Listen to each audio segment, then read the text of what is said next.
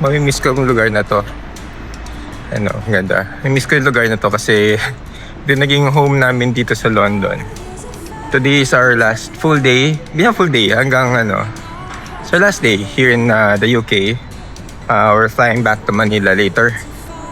It was a fun experience, memorable one for the books. And yeah, I'll make sure na babalik kami here. Kasi ang dami pa kailangan explore. So for now, syempre pupuntahan namin yung favorite namin kainan here sa London, Borough Market. Sa Pret. So inside, ito yung naging namin. Suki kami dyan mag-breakfast kasi it's cheaper. At saka medyo healthier yung food options.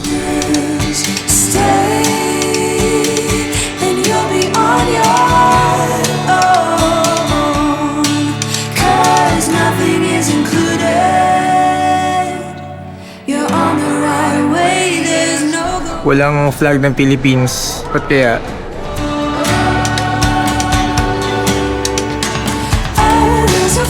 This is King William Street. Punta kami ng Borough Market. Yan. Last kain na matindi dito sa London. So siguro mag-sausage kami, strawberries and donuts. Good luck, sugar. Ito na yan, may gamot.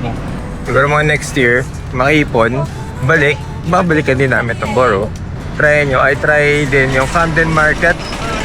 Siguro yung second largest food market here sa London. I tried it. Mas gusto ko yung food selection doon sa food selection doon sa Borough Market. The monument. In the summit conversations that I today wanted to go to Monument. What conversation you have with the Royal Pelagic Of London. Is that going to Yun siya. into the contacts? Kaya yung station na binaba namin ay monument. So talking through those Yan siya. conversations because So, ultimately important din na you-check yung maps nila. Kasi yung mga exits, nakakalito rin minsan kung saan ka exit pa. Anong street? Over here again, sa London Bridge. Yeah, London Bridge.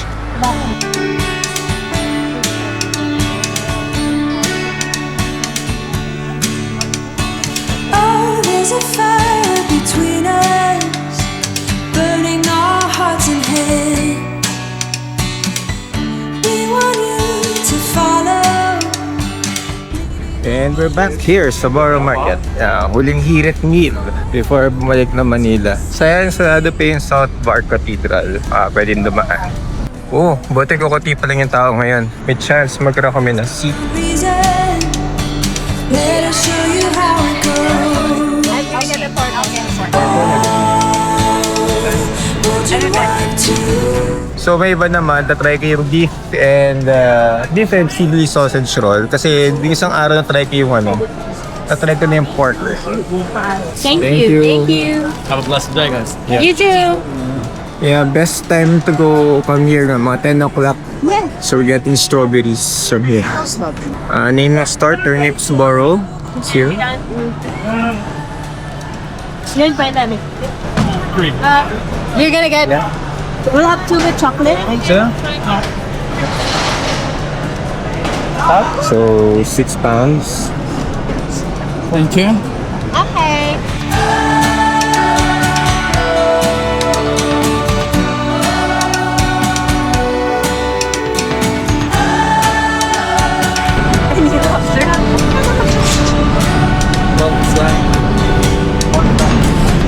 There's a fire between us, burning our hearts and head. Dun daw sa right. Would you be here tomorrow? Leaving all this behind. Okay lang. Kung mabilaw ka, kailangan mali. Time to eat. Mas kukunti naman ito. Oo. Versus sa binili ko last Yung time. binili natin, no, parang sobrang pack. Oo.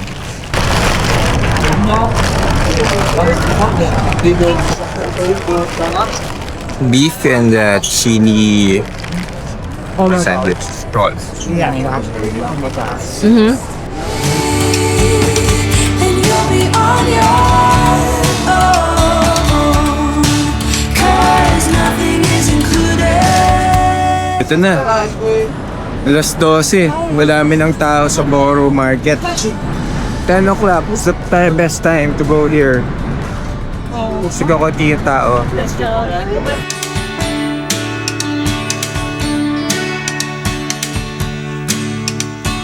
Oh, there's a fire between us, burning our hearts and heads. We want you to follow, leaving all this behind. Fly all the way to the city, behind the rainforest, and you'll find things beyond reason. After brunch, nilakad lang namin from Borough Market. Papunta ng hotel. Tatawid kami ng Tower Bridge.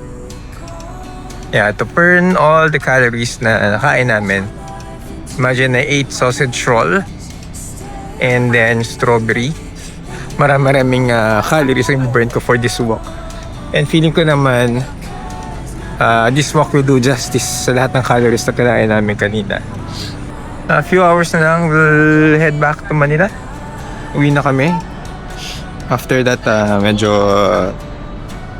long and memorable vacation here sa London. And then on Monday, back to work again, back to normal, ipon, gabayad na marami, and then ipon naman. So, lapit na ako sa bridge. Sa bridge. Yung dati nakikita lang natin sa postcards, sa videos, movies. Ayun. Lalakarin natin for the second time in this trip. Sana hindi lang umulan. Kanina pa nagbabadya yung ambon pero hindi naman umulan na malakas. Leaving all this behind. Fly all the way to the city, behind the rainforest. The land of pure milk and honey. That is just how. Alright. Tower Bridge. Hindi ito yung London Bridge. This is the Tower Bridge. Ito yung nakikita natin sa mga movies, postcards and all. Yun yung London Bridge across. This is Tower Bridge. Mas matanda yon compared here. Yung London Bridge kasi nagkaroon ng maraming versions na before. Yung itsura ng London Bridge dati, hindi lang siya plain bridge. May mga shops pa yan in between. So some part in the past, inaaralin ko pa. Tinanggal yung mga yan. Binawang ganyan na lang. Pero hindi yung oldest bridge. May mas matanda pang bridge sa London Bridge. Tower Bridge, recent lang eh. Kung gusto nyo mag-tour, merong tour package here. Sa Tower Bridge. So, lakarin nyo yun. From Tower A to Tower B, ilalakad yun. Ayan, malapit na kami sa gitna ng bridge. See that line? Yung line na yun, yun yung tumataas. Yun yung hati niya para pag may dadaan na boat. For example, that boat, pag dumaan siya, tataas to. So, sa sa gitna ng Tower Bridge.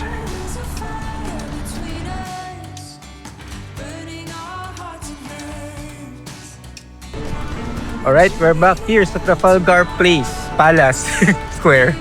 May bakal pa, okay. We're back here sa Trafalgar. Babalik kami ng National Gallery.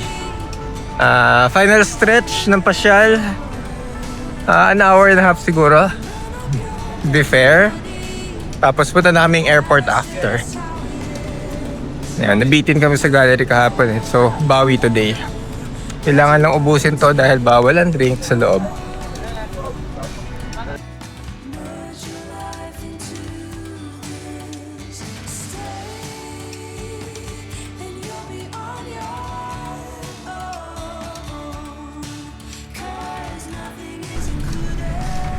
Alright, that's it guys.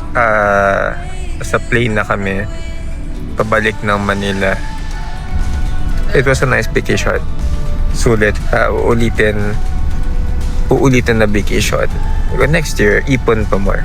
Anyway, so ako natutunan ko sa UK is how yung old culture or yung old times ay na-mix with the modern times without sacrificing the history that we learned from the past. And how kung paano yung London nakatulong sa pag-develop ng society natin at ng ibang bansa, especially sa Southeast Asia, yung mga nasakop nila. Natutunan ko rin na yung buhay ng Beatles, ganyan, na yung Beatles, for example, si John and si Paul, hindi naman naging madali yung buhay nila dati. Marami silang pinagdaanan as composers, artists. So hindi natin makukuha yung life or yung success ng ganun-ganun lang. Kailangan siya paghirapan. You need to find inspiration on how to be successful in life. So natutunan ko rin na doon tayo sa Scotland, natutunan ko na sobrang liit natin sa mundo para problemahin ang mundo. There are a lot of things to be thankful for. Maging, di ba? Shifting to gratitude. Now we're still alive. There are a lot of things bigger than ourselves. Natutunan ko rin, it's important to think about what can you do for your country or for the world. How can you contribute sa peace? Kasi ang dami magandang bagay sa mundo na kung magpo-focus tayo sa negativities or sa mga bad things in life, we're not living it the way na masaya, na masulit. Ayun, sige. We'll fly in a bit. We'll back to regular programming na in the next few hours. Okay, sige. Siguro, I hope you enjoyed the UK series. And I hope marami pa tayong pagdaan ng journeys in the future. Yun, abangan nyo lang. Marami pa kaming travels ng asawa ko. For now, lipad na kami.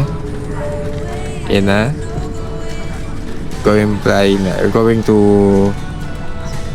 back to Manila. Okay. Please share this video, like, and subscribe to my channel. Okay? Sige. That's it, Pansit. Thank you very much for watching. Cabin crew, prepare for departure. Babayush. Peace out.